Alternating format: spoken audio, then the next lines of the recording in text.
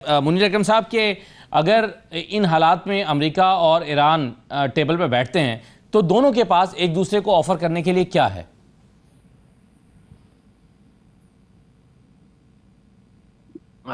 بڑی طاقت ہے، نمبر 1 سپر پاور ہے، اور ان کی سمجھ میں یہ جنگ روکی گئی ہے کیونکہ ایران چاہتا تھا کہ جنگ رک جائے، اور پوری دنیا بھی چاہتی تھی کہ یہ جنگ رک جائے۔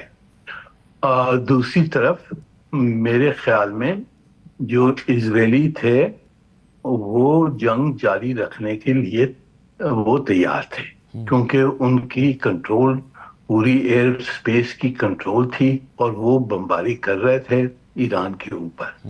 تو ہم نے یہ سمجھنا چاہیے کہ نیگوشیٹنگ پوزیشنز کیا ہیں دونوں طرف کی۔ اب جب بیٹھے گا ایران امریکہ کے ساتھ، وہ جو مذاکرات ہوں گے وہ جاری ہوں گی جہاں سے وہ بند ہوئے تھے، اور جب وہ ختم ہوئے تھے، جب اسرائیل نے حملہ کر کے ان کو انٹرپٹ کیا تھا، تو اس وقت کچھ پیش رفت اس میں ہو رہی تھی، اور کنڈیشنز اور جو ڈیمانڈز تھیں دونوں طرف کی وہ بالکل ظاہر تھیں کہ کیا ہوگا۔ میرے خیال میں مذاکرات امریکہ وہاں سے شروع کرے گا واپس، اور جو اس کی ڈیمانڈز تھیں کہ ایران اپنی انریچمنٹ پروگرام کو بند کرے، وہ ڈیمانڈ سب میں اہم ہوگی۔ اس کے علاوہ ان کی ڈیمانڈ تھی کہ ایران کی میسائل کیپیبلٹی کے اوپر بھی پابندیاں لگی ہیں۔ تو یہ دو میجر ڈیمانڈز ہیں، اور میرے خیال میں یہ یہاں سے مذاکرات امریکہ شروع کرے گا۔ اب ایران کیا کرتا ہے؟ ایران اب مشکل میں ہے، کمزوری ہو گئی، اس کی ڈیفنسز کو تباہ کیا ہے، اور اس کو نیگوشیٹ کرنا پڑے گا کہ وہ یہ جنگ نہ واپس شروع ہو جائے، اور جلد میں جلد جو اس کے خلاف سینکشنز لگی بھی ہیں وہ سب اٹھے اور وہ اپنی اکنامک ڈیولپمنٹ پہ جائیں۔ میرے خیال میں ایرانیوں کا آبجیکٹو یہی ہے کہ ہمارے ملک کو واپس کیسے ہم بنا سکتے ہیں۔ اس میں میرے خیال میں زیادہ کانفرنٹیشن کی طرف نہیں جائیں گے، وہ چاہیں گے کہ کوئی سمجھوتا ہو جائے۔ جی بالکل صحیح ہے۔ تو اس ایسے میں منیر صاحب، یہ جو ایران کی آپ کہہ رہے ہیں کہ وہ کمزور بھی ہو گیا ہے، لیکن اگر اس کو یہ سپیس ملتی ہے اور وہ مان جاتا ہے کہ ٹھیک ہے میں ایٹمی ہتھیار بنانے کی طرف نہیں جاتا، لیکن سینکشنز ختم کر دی جائیں، تو پھر آپ کے خیال میں ایک ایٹمی ایران امریکہ کو زیادہ خائف کرتا ہے، یا ایک معاشی طور پر جو طاقتور ایران ہے وہ امریکہ کے لیے زیادہ پریشانی کا باعث ہے؟ یہ دیکھیں، جو امریکہ کی جو امیجیٹ آبجیکٹو ہے وہ تو ایران کی کہ ایران کو روکنا انہوں نے نیوکلیر بم بنانے سے۔ ٹھیک۔ دوسرا ہے کہ جو اس کی میسائل کیپیبلٹیز ہیں جس کے تحت وہ ایران کو اسرائیل کو تھریٹن کر سکتا ہے، اس کو بھی کنٹین کرنا ہے۔ اور تیسرا جو ان کا موضوع ہے جو شاید ابھی تک بالکل پیش نہیں ہوا ہے، وہ یہ ہے کہ پورے خطے میں ایران جو اپنی پراکسیز ہیں، اس کی جو سو کالڈ پراکسیز تھیں جس میں حماس ہے، حزب اللہ ہے، اور دوسرے جو عراق میں ان کی ملیشیاز ہیں، ان سب پہ کنٹرول کرے، اور خطے میں زیادہ وہ تنگ نہ کرے امریکہ کے دوستوں کو۔ تو یہ امریکن آبجیکٹیوز ہیں، اس کو ہم نے سمجھنا چاہیے۔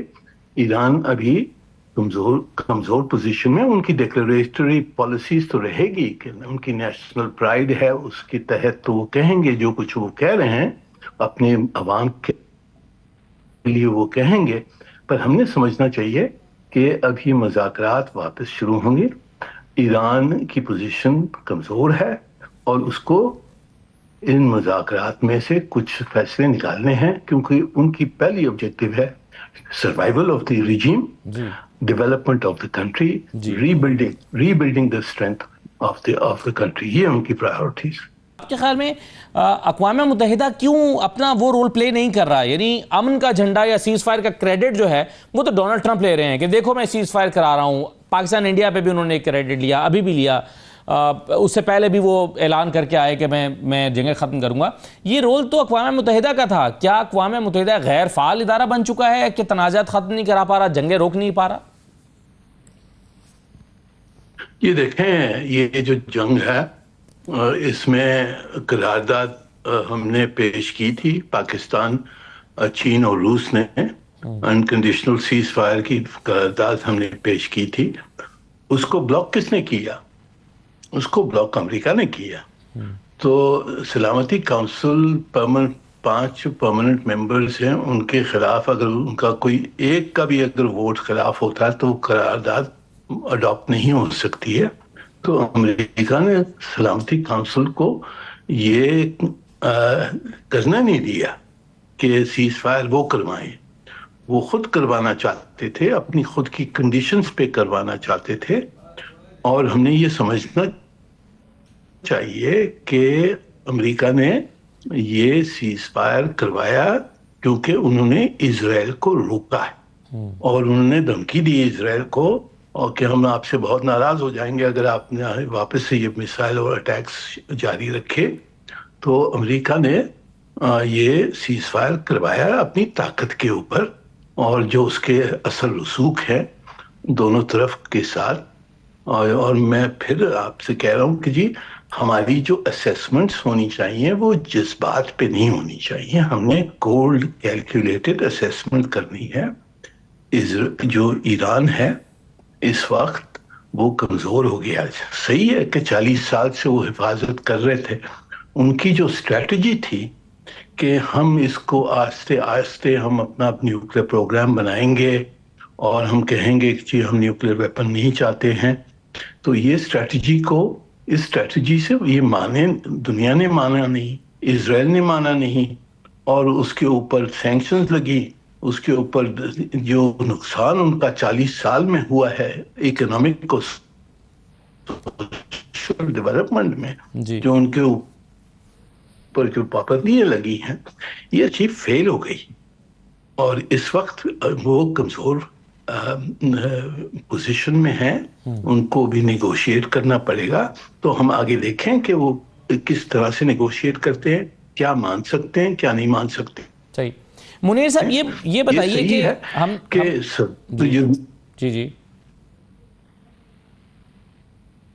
یہ کہیے آپ. جی میرا سر سوال یہ تھا کہ پچھلے یعنی اس جنگ کے 12 دنوں کے دوران ہم نے دیکھا کہ ڈونلڈ ٹرمپ کا رویہ بار بار بدلتا رہا ہے. پہلے وہ اسرائیل کی حوصلہ افزائی کرتے دکھائی دیے, ایران کو دھمکیاں دیتے ہوئے نظر آئے, پھر انہوں نے کہا کہ ہم 15 دن کا انتظار کریں گے, لیکن پھر 24 گھنٹے کے اندر حملہ کر دیا. پھر اسرائیل کو ڈانٹتے ہوئے نظر آئے, پھر انہوں نے سیز فائر کا جھنڈا اٹھا لیا.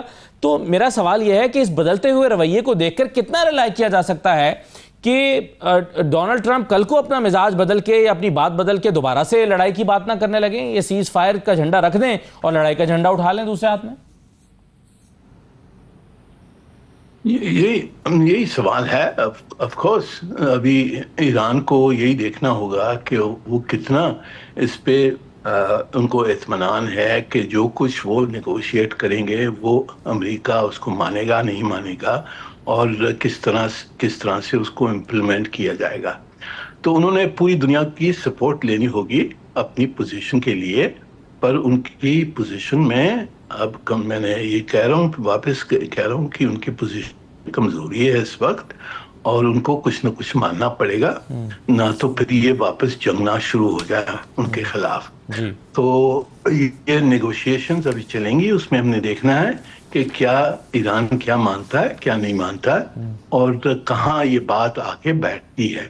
تو we should keep our eyes open, اور ہم نے اپنے آپ کو دیکھنا ہے. پاکستان نے اپنا جو کچھ کردار تھا وہ ادا کیا ہے, ہم نے سیز فائر مانگا ہے, ہم ایران کی سپورٹ کریں گے جب وہ نیگوشیشنز چل رہی ہوں گی. جب یہ مسئلہ واپس سلامتی کونسل میں آئے گا, پاکستان وہاں ممبر ہے, موجود ہے, ہمیں ان کی مدد کرنی ہوگی کہ صحیح فیصلہ ہو, صحیح اس میں سے نتیجہ نکلے اور امن سسٹینڈ پیس ہو. یہ سب چیزیں ہم کر سکتے ہیں اور کرنا چاہیے ہمیں.